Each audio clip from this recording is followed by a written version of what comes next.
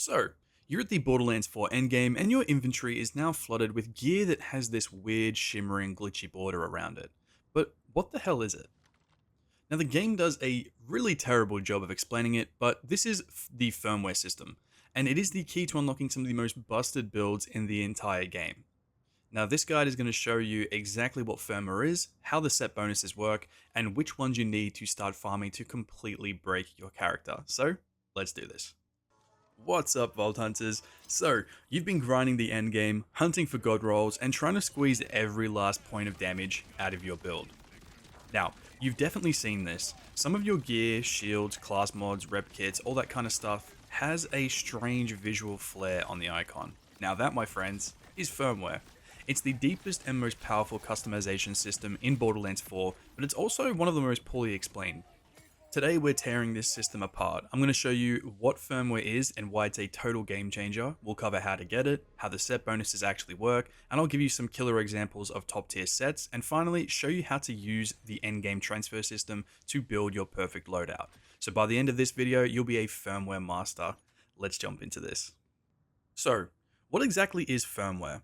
Simply put, it's a system that adds set bonuses to your gear, just like any other RPG, but with the classic Borderlands flavor to it. Now, you'll know a piece of gear has it if you see a glitchy, shimmering effect on the item's icon border when it's on the ground. If it's just a solid color, like all the rest of them, there's no firmware there, but it has a distinct, glowy, shimmering effect to it. Honestly, you can't not tell them apart, if that makes sense. Now, this system doesn't apply to your guns. Instead, firmware only applies on your 5 non-weapon gear slots, your rep kit, ordnances, class mod enhancements, and obviously your shields. Now, this is important. While you have 5 slots, you can't get 5 different set bonuses. The magic of firmware happens when you equip multiple pieces of the same named set, like Deadeye or Lifeblood, to unlock powerful tiered perks. Now, this isn't just another passive stat boost, it's a system that can completely redefine how you play. So firmware offers perks that go way beyond standard gear, and it's what separates a pretty good build from a god tier build that can melt the highest levels of the Ultimate Vault Hunter mode. And honestly, if you're serious about the endgame, you have to understand this system. Alright, now that you know what to look for, where do you actually find it? Now, firmware doesn't just drop from any old skag pile. You might see your first pieces pop up around like roughly level 25. I think that's when I first started noticing them. It could be before, it could be after. Please don't quote me on it. But it really becomes an endgame focus after you beat the main story and start climbing into the Ultimate Vault Hunter modes. The most reliable sources obviously are bosses, which have a much higher chance of dropping gear with firmware. While there are obviously other many great farming spots, the one that I would say the community has been running a lot is the Primordial Guardian Inceptus Vault boss, because the vault itself can drop multiple pieces. Honestly, I know that's what people say, the Guardian Inceptus Vault boss, whatever, but like yes, they do drop a lot of loot. And yes, they have a probably higher chance of dropping multiple of these firmware gear bonus sets, but at the same time, they are a pain in the ass to fight. Obviously, if you guys know, if you've been farming the Primordial Guardian Vault bosses, you have to kill them. Even if you say you kill them instantly or whatever, let's just say that, you do then have to go through their little portal, and then you have to run a little bit to open two other gearboxes or chests, whatever you want to call them, and then go back to the main area to then press the Moxie thing. Like it's a very long farm compared to others. So if you're like me and you're impatient, I would much rather farm something, say like Splashstone. Yes, that's a bad example because his loot drops have now been like severely diminished, but you can kill him in 1 second, run around, take another second just to hit Moxie's big encore machine, and then go back and kill him in a second, and then go back to it. Like it is the most efficient farm. It's insane. So yeah, if you're impatient like me, go farm something else. But the Primordial Guardians are a pretty good drop for like a lot of loot. So your chances of getting higher drops, obviously, yeah, are better there. But yeah, look, that's just my 2 cents. I'm not saying you can't do this. Just farm whatever fucking boss you want. Let's just put it that way. Now, you do also need to keep in mind that some specific firmware sets are exclusive. Let me say that again. They are exclusive to higher difficulties. So if you're hunting for a specific set that you might have seen someone else use, you will probably need, like 9 times out of 10, you probably need to be on hard. or Ultimate Vault Hunter modes to even see it. I didn't actually know this when I started farming them. You get the basic sets, like the healing, Deadeye, a few of the grenade ordnance mods and stuff like that. But I didn't realize until you started farming, until I started farming, sorry, in Ultimate Vault Hunter 5, that there are more than just like 5 of these firmware drops. There is a significant amount more than what I was what I was seeing. So definitely go into Ultimate Vault Hunter 5 or hard mode if you want even better drops, because there are a lot. And yeah, I did not realize. So don't make my mistake, I guess. And here's another crucial tip, especially while you're leveling, like leveling up your character, do not throw away gear with good firmware sets just because the item itself is low. Please put it in your bank. Trust me on this. You'll unlock a way to transfer that valuable firmware to your best gear later, so hoarding these pieces, or those pieces, sorry, in your bank is one of the smartest things you can actually do. You'll thank yourself and me when you hit max level. Please do not throw them away. I don't care if it's a white weapon that you will never, sorry, not a weapon, a white shield that you will never use. Just please keep it for the firmware bonuses. With that, it's stupidly easy to get your bank to like 500 plus weapons. So like just put all your shit, all your points into the bank, and you'll have like 500 slots. You'll never run out of slots. There's only like 140 something, 150 legendary weapons or something like that all up. So like you could have every single set like 4 times over and still have freaking, well, 3 times over and still have room left. So yeah, just trust me on that. Please don't throw them away. Now, this is where it gets fun. So the real power of firmware comes from its tiered set bonus system. So equipping a single piece of a set gives you a minor bonus, naturally. Usually a simple stat buff, for instance, maybe one piece for the Deadeye set gives you, say, 30% accuracy boost. Now, equipping a second piece of that same Deadeye set, you can unlock the major bonus. Now you get that accuracy boost plus a perk like, say for instance, 25% critical damage. But the real game changer is the full bonus of the set, which you get from equipping all 3 pieces of the same set. So for instance, Deadeye.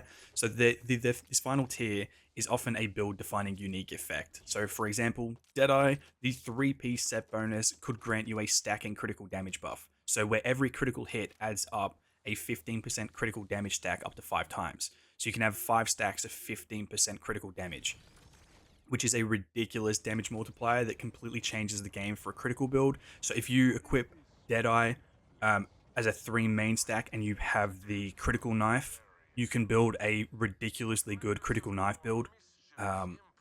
So yeah, so just keep these things in mind. Like they might not sound like much, especially like the first 2. Maybe the first 2 aren't that good, but usually it's that last tier bonus for having all 3 that is the game changer. Now, since you only have 5 gear slots that can hold firmware, this creates some cool build decisions. So you can go for a full 3 set bonus, and then you can use your other 2 slots on a 2-piece bonus from a different set. So for example, you can run a 3-piece Deadeye for damage, or criticals more rather, and then add 2 pieces of Lifeblood, of the Lifeblood set to give you some extra health regeneration and survivability.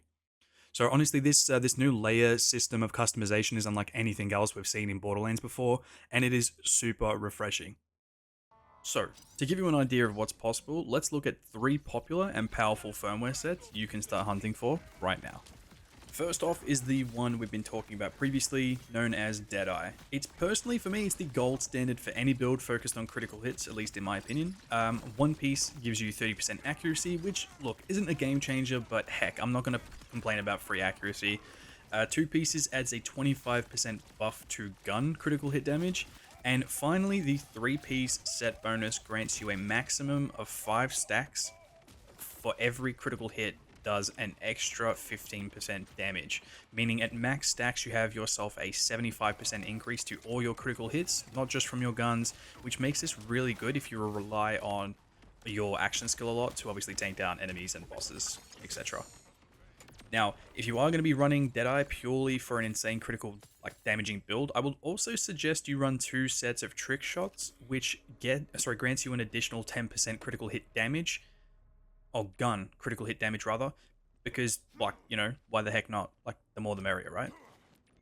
Next up, for all you explosive and splash damage lovers, we have another amazing firmware called Airstrike. So essentially granting you 20% increase to splash radius for one piece equipped, 20% splash damage for two pieces equipped, and lastly on the full set bonus you have the ability to drop an airstrike, or a missile strike rather, on nearby enemies after every kill. Now this alone is super fun when paired with the fireworks shield, as after every kill not only will you be dropping like airstrikes on enemies, but your shield will also allow multiple homing missiles to shoot out from every kill also, and because these are all explosives, they get the 20% buffs from the first and second tier of airstrike, making this like super duper effective for a splash damage build. Well, at least in my opinion.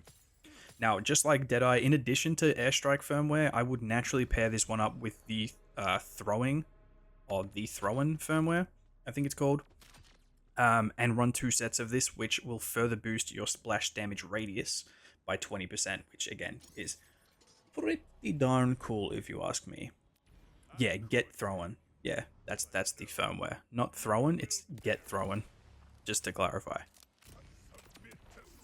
And finally, guys, for all the action skill spammers out there, there's the, I'm going to butcher this real quick, but it's called the Goo JFC set. I'm not even going to try and pronounce it any other way, so it's the Goo JFC set. Now, this one is all about using your action skill as often as humanly possible. The first piece grants you a 10% cooldown rate, the second piece adds a 15% action skill damage, and the 3-piece set supercharges it another 20% to action skill cooldown rate. Stacking cooldown like this allows for near consistent or constant uptime on your best abilities, making it a must-have for any build built around your character's action skill. Now, I do just want to clarify as well, guys, these are my top picks for the firmware augments. You might benefit from totally different ones, and that is super fine. Just use whatever firmware you guys want to use to boost your current builds, as there's 21 of them to choose from, so go nuts mixing and matching these sets to see what you guys can come up with. Alright, so you farmed some killer firmware sets, but you're on low level, common rarity gear. Now this is where the final piece of the puzzle finally clicks into place, the firmware transfer machine. So after you beat the main story campaign, you'll find these machines in more or less, well, pretty much every major town like Launchpad, Beltonsport, and Carcadia, just to name a few locations. These devices essentially let you rip the firmware off one item and slap it onto another item of the same type. So you can move firmware from one class mod to another, but not from a class mod to a shield. You place the item you're taking the firmware off, so the donor, into the machine, along with the item you want to put it on, the recipient, pay some cash in Iridium, and you're done. That simple. But there are 2 crucial rules. First, the donor item is destroyed in the process, so be absolutely sure you're ready to say goodbye. And secondly, an item can only have a firmware transferred onto it once. You can't scrub it off, and you can't try again with the same piece of gear. You'd need to go and farm a whole new base item in order to, well, do it again, to switch. You can, however, replace the transferred firmware with a new one from a different donor, if that makes sense. So I can take one shield, replace that firmware onto my new shield, but that new shield, I can't now transfer that firmware onto another shield. However, I can go find a shield of that same type and transfer the new firmware from the old one onto another new one, destroying the second one, if that makes sense. It's kind of complicated, but it's not when you actually understand it. It's much easier like doing it rather than talking about it, if that makes sense. Now, don't get me wrong, this system is a complete game changer for min-maxing builds. That perfect roll on a class mod you just found at level 30, now you can pull its awesome Deadeye firmware off and apply it to your max level god rolled class mod. It makes every piece of gear with a good firmware set potentially, well, valuable, if you want to call it that, which is why you have to bank those pieces while you're leveling up. It doesn't matter whether you're like level 50 and you've got a level 25 shield with a Deadeye firmware on it. You're just going to transfer that level 25 shield with Deadeye onto a level 50 shield that doesn't have anything on, or you want to replace its current firmware. It's insane. So there you have it, guys. The whole firmware system wrapped up in a neat and shiny bow.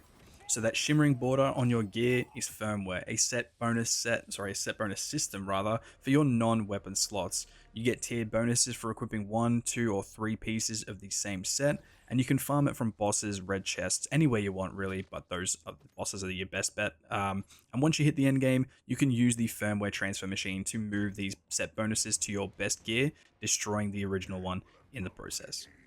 Now, firmware is without a doubt the most important system for pushing your build to the absolute limit within Borderlands 4. It's the key to basically breaking the game, melting bosses, and owning the highest difficulties. So, thanks again for watching, Vault Hunters. I hope this cleared everything up. Now, get out there, start farming, and let me know in the comments which firmware set you've, most hyped your build around, if that makes sense. Like, which one are you guys using the most? Which ones do you guys like the most? And yeah, if you haven't already, subscribe for more guides and builds, and I'll see you all in the next one.